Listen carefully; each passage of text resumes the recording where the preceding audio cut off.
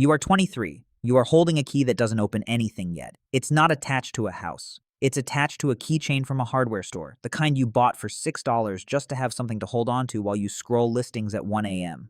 You make $35,000 a year. You do the math the way everyone your age does it now, quietly, alone at night, with a calculator app and a stomach that drops a little more with every zero you type in. A lender's rule of thumb says you can afford a house worth about 3 times your income. $105,000. You search that number in your zip code. Nothing loads. Not nothing good. Nothing. A one-bedroom condo 2 hours from your job. Built in 1974. HOA fee bigger than your car payment. A listing photo so dark you can't tell if the kitchen has a window. You scroll for 40 more minutes anyway, the way you check a bank account you already know is empty. You close the laptop. You put the hardware store key back in the drawer next to a spare button and a dead phone charger. You go back to renting a room for $700 a month from a landlord who texts you at 9 p.m. about noise, who owns 4 other houses just like this one, who you've never once seen with a tool in his hand. This is level 1, $35,000. The first rule nobody says out loud. At $35,000, the house isn't the goal. Survival is the goal, and the key stays in the drawer. You are 25. $50,000 now. A raise, a new title, a little more room to breathe. You run the number again. 3 times income puts you at $150,000. It still doesn't sound real, but this time, something loads. A 2-bedroom townhouse, 45 minutes outside the city, needs a new roof in 5 years. But the door locks and the walls are yours. You walk through it on a Saturday with an agent who calls you buddy and talks fast, like the longer you stand in one room, the more you'll start seeing flaws. The catch? Nobody warns you about hits in the pre-approval letter 3 days later. At $50,000, the bank isn't looking at the price of the house.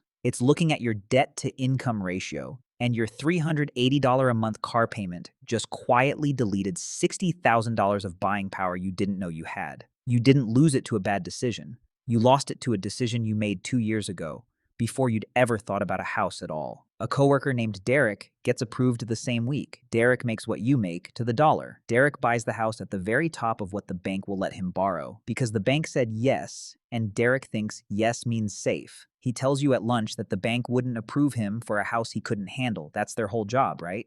You don't answer that. You buy $40,000 under your max instead, a smaller place on a plainer street. Derek calls you cautious. He doesn't say it like a compliment. You don't correct him. Level 2, $50,000. The second rule, the bank will always approve you for more than you can actually live with. Whether you take it is the only decision that matters, and it's the only one the bank will never make for you. You are 28. $75,000. You close on the townhouse. The key in your hand isn't from a hardware store anymore. It's cut from a real lock, heavier than you expected, warm from sitting in your pocket all day, because you keep checking that it's still there. You sign 11 documents you don't fully read at a title company that smells like burnt coffee, and somewhere in the stack is a line for closing costs. $8,200 you knew was coming and still winced at. You stand in the driveway the first night and you don't unlock the door right away. You just hold the key up and look at it in the porch light. Nobody's watching. You do it anyway. 3 times your new income puts you at $225,000, a real house now. 3 bedrooms, a yard that needs mowing, a mortgage payment that's $200 more than your rent used to be, plus the property tax bill you forgot existed until it landed in November. Your parents ask when you're upgrading, the way parents do. Like owning anything is just a waiting room for owning something bigger. You don't tell them the truck payment on Derek's new F-150 is $740 a month, and Derek hasn't upgraded a single thing about his own house since he bought it 3 years ago. Not the water heater that's starting to knock, not the fence falling into his neighbor's yard because there's nothing left after the truck. You mow your own yard on Sunday. It takes 40 minutes. It's the first 40 minutes in your life that felt like they belonged entirely to you. Level 3, $75,000. The third rule, the house is never the expensive part. Everything parked in front of it is. You are 31, $100,000. 6 figures, the number that was supposed to change everything. It doesn't, not the way you pictured. You run the math out of habit now, not fear. $300,000 to $320,000 is what the bank says you can carry. But you've stopped asking the bank what you can afford. You started asking your calendar what the payment costs you in Saturdays, in overtime, in the version of you that used to leave work at 5. You look at a bigger house on a nicer street with a real estate agent who keeps saying, "You've earned this," like the house is a reward instead of a decision. And for the first time, you say no to a house you could technically afford.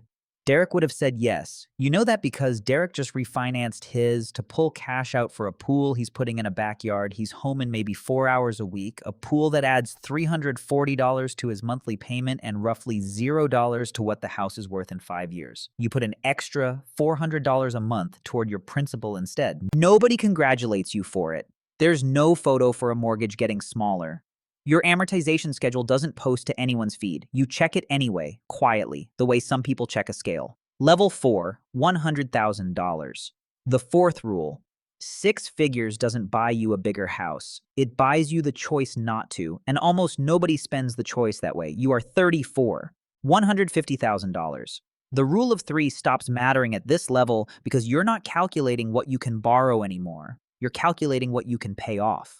$450,000 house, a 15-year note instead of a 30, a payment that's actually $600 higher than the 30-year version, but ends 15 years sooner. Your real estate agent looks confused when you ask for it. Most of our clients ask for the opposite. Lower the payment, stretch it out, buy more house for the same monthly number, chase the biggest square footage the math will technically allow. You do the calculation on a napkin at her office while she's on a call. 15 years cost you $290,000 less in interest over the life of the loan than the 30-year on the same exact house. Same walls, same roof, same key. $290,000 difference, invisible on the surface. Entirely a function of one number you picked on a form. She comes back, looks at the napkin, doesn't argue with it. You get a call from Derek that winter. He's not asking about a pool this time. He's asking if adjustable rate mortgages are as bad as people say because his rate resets in 14 months and someone at his job mentioned the word reset like it should worry him. You tell him to call his lender. He says he will. He doesn't. Not for another 4 months. Level 5, $150,000. The fifth rule. At this level, the question isn't how much house, it's how fast you can stop owing for it. And almost everyone gets asked the wrong question by the people paid to sell them the house. You are 37, $200,000. You've upgraded once to a $625,000 house in a district with a good school for the kid you now have. PMI is gone. It disappeared the month your equity crossed 20%, and you didn't feel it leave because you weren't checking anymore. That's the real shift at this level. Not the number, the fact that you stopped watching it the way you used to watch every account like it might change its mind about you. You get an email from Derek that spring. Subject line: quick question. He wants to know if you know a good bankruptcy attorney. Not for him, he says. For a friend. You don't ask more. You send him a name. He never brings it up again. The truck's gone from his driveway the next time you drive past, replaced by an older sedan that looks like it was somebody's first car, twice. Nobody posts about that part. There's no photo for the truck leaving. Level 6, $200,000. The sixth rule. The house that looked identical from the street was never the same house. One of you owned it. One of you was renting it from a bank at a very high interest rate for 3 straight years and calling it ownership at every dinner party. You are 41, $300,000. The house search changes shape entirely. You're not asking a lender what you qualify for. You already know, roughly, without opening an app. You're asking your accountant what a $900,000 property does to your tax picture, whether the second property should be a primary residence or an investment, whether the mortgage interest deduction even moves the needle at your bracket anymore. It barely does. The standard deduction already covers more than your interest would most years, a fact that would have sounded like science fiction to you at 23. You pay cash for a renovation instead of financing it, not because you have to, because the loan officer's rate quote made you laugh out loud in his office. An actual laugh, the kind that embarrasses you a half second after it happens. You buy the house that fits your life, not the biggest house the bank will let you touch. That number stopped being interesting to you around $150,000 of income, and it's never come back. You run into Derek at a gas station that fall. He's friendly, genuinely, no bitterness in it. He asks how the kids are. He mentions he's renting now, actually closer to work, cheaper than the mortgage was. He says it like it's a strategy, and maybe for him, now it finally is. You don't bring up the truck or the pool or the reset rate. Neither does he. Some math only gets discussed once in an email about a friend who needed a lawyer. Level 7, $300,000. The seventh rule. Past a certain income, the house search isn't about what you can afford anymore. It's about what's actually worth owning, and that question was always available to you at every single level for free. You are 45, $500,000. You buy the house in cash, not because you're flexing, because the math simply stopped making a mortgage worth the paperwork. $1. $8 million wired in one transfer, closed in 12 days instead of 45, because there's no underwriter, no appraisal contingency holding the whole thing hostage, no rate lock ticking down against you while a loan officer plays phone tag. The title company hands you the key at the closing table, and it's the same shape, same size, same dumb little piece of cut metal as the one you bought for $6 at a hardware store when you were 23 and couldn't afford anything it opened. You hold it the same way you held that one, in the porch light, alone, nobody watching. You do it anyway because it turns out that was never really about anyone watching in the first place. Level 8, $500,000. The eighth rule. The key never gets more expensive. Only what it takes to earn the right to hold it does. Somewhere right now, someone is 23, sitting on the edge of a bed in a room they're renting, scrolling listings they can't afford, holding a $6 key that doesn't open anything yet.